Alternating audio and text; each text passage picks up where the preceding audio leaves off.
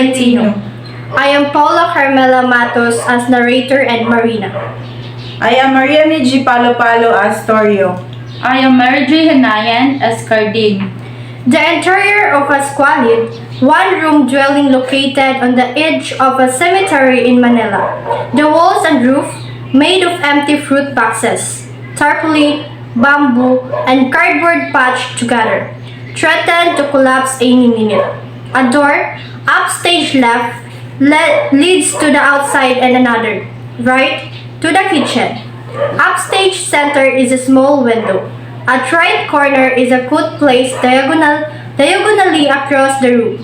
Two fruit boxes, standing on their sides, serve as seats, and another, flat on the ground, serves as a table where an oil lamp gives off the only light in the semi-darkness. Torio is lying on the cot, a manta blanket covering him to the waist. He is around 27 years old, with a square jaw and a well-developed body. He is sick, his eyes closed. Carding enters. A frail-bodied, slow-moving man in dirty pants and t-shirt. He crosses to Torio and taps him on the shoulder. As Torio opens his eyes. Were you asleep, Torio? No, Carding, I was not. Sit down. Still standing. So you've been sick. I didn't know until Marina told me. Where did you see her? She passed by the house just a while ago. Damn that woman. So, she insisted on seeing you? I told her not to bother you. Oh, it isn't any bother at all, Torio. It was Evan cheating her for not letting me know right away. Takes a seat at the foot of the cot. She was so excited when she showed up. At first, I thought you were dead or dying. Don't you let that woman alarm you again. There's no time when she doesn't worry about something. Sometimes, I even think she worries about what will worry her next. He tries to laugh but ends up coughing. But she has a reason to be worried. You look very sick. I'm just a bit feverish, that's all. Leans forward and feels Torio's temperature. Your whole body is on fire. How did you get that fever? I don't know. I guess it's a tiny wound in my foot. Exposes his right foot, bandaged with dirty rags. Maybe you didn't go to the dispensary as I told you. It's not anything serious. Places his foot under the blanket again. Not anything serious. If it can put a man of your sides na noon. Lisa, not anything serious? If it can put a man of your size and strength to bed, it is something serious. But you need to not worry. I sent Marina to the dispensary. What for? I told her to ask the doctor to come and look you over. You should have thought of that before. Are you dreaming? Do you think the doctor will come when we have no money to pay him? But you don't have to pay him anything. He's the public doctor. He'll treat you for free. Maybe if I go there. But do you think he'll take the trouble of coming to me? What do you think I am? A congressman? Turns to him. No, Torio. It's alright. I know you can do it. Not alone. You need me. But don't get impatient. I'll get well sooner than you expect. You don't get what I mean. Torio, I'm giving it up. What? You're giving it up? You're joking. I'm not joking, Torio. But why? Have you found an easier way of making a living? I'm frightened. Torio, see what happened to you. Suppose it happened to me. I'm not even half as healthy as you are. Oh, so this little one had you really scared, huh? Why, it's only a scratch. It did not even bleed a drop. Sits down. You know what the old folks say about those incidents concerning the dead? What do they say? that if one gets wounded, or even only scratched by the bones of the dead, he will die. And you believe that? Of course. You're just like a child. Besides, it was an accident. A corpse did not leap from the tomb to plunge one of his ribs into my foot. Nothing like that happened. So, there's nothing to be scared of. Even then, you got that one in the cemetery. Please forward him. Toyo, let's not offend the dead anymore. It's so frightening. You never know what they do to punish us. What can they do? Except hunt us? And who is scared of ghosts? Straightens up. I'd rather offend the living. And if they catch you, what do? They'll throw you in jail? The dead are more kind, Carding. I haven't had a good night's sleep since we started this work. It seems so mean and ugly, like stealing candy from a baby. Carding, if you start being sentimental in this world, you'll starve to death. Oh, here comes Marina. Marina enters, a plain woman of 25 or 26, sloppily dressed in a formless, tonic-like gray dress. Where is the doctor, Marina? How's Torio? Where is he, Marina?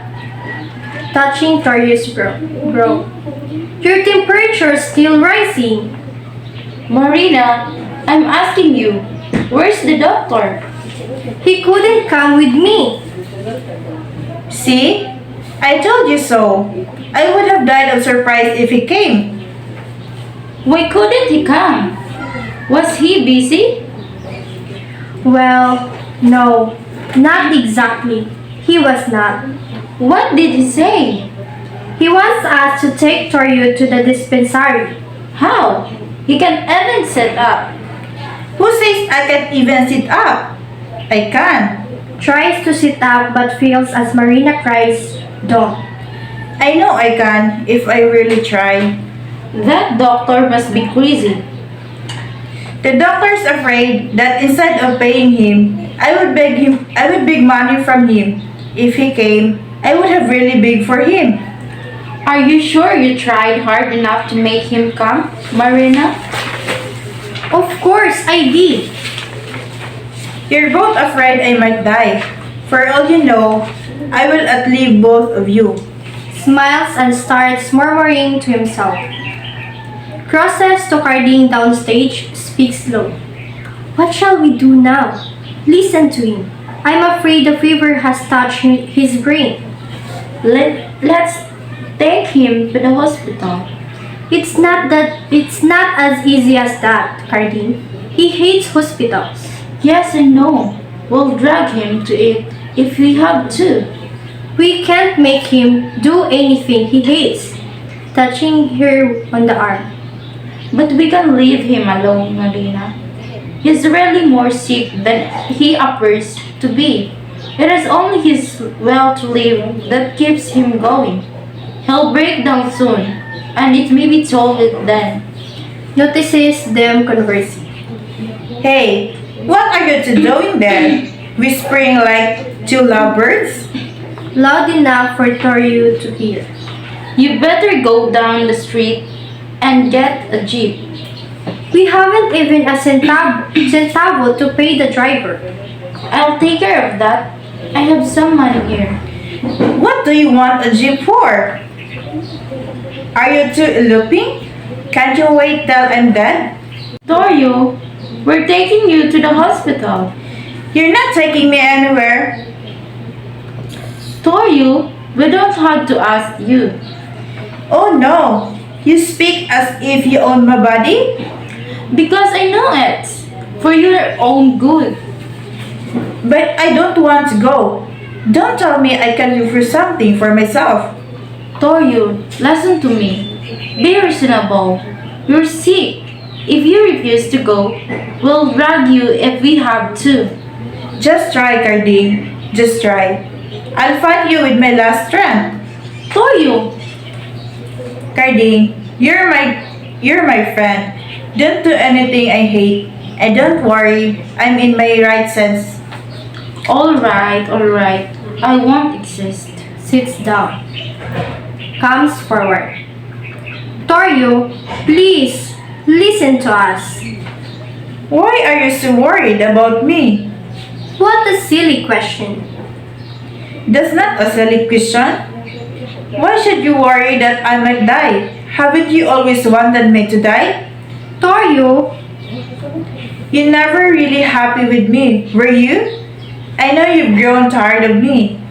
no, Toru. Don't be ashamed to admit it. I won't mind. I confess I also get bored sometimes. But I could always seek for change. You cannot. I cannot imagine how you must feel inside. Toru, whatever gave you those ideas? So, if you think I'm going to die, don't take all this trouble of pretending you don't want it to happen. Just leave me alone to die. This could be your chance to get rid of me and get another man. Carding, for instance, Toru, he's quite a good man too. Even before I'm dead and gone, he had already laid hands on you. Toru, he's our only friend and you dare speak of him like that? Carding, you must forgive him. He doesn't know what he's saying. Don't worry. I understand very well. See, I'm not dead yet and already have taken his side against me. Toru, Do you think he can take care of you as well I have been doing? He can't even earn money to support himself. He can't even take over business when I get sick. what business? How much more of it he had to take care of? He'll starve you to death. What business that you mean, Carding? Don't mind him. He has gone mad. So, I'm mad, huh? I'll tell you what kind of business we have. Toru, It's a business that requires no capital. All you need is a good, strong stomach.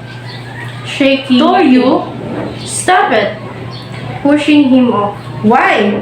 Are you ashamed to let others know that Dad have been supporting you all along?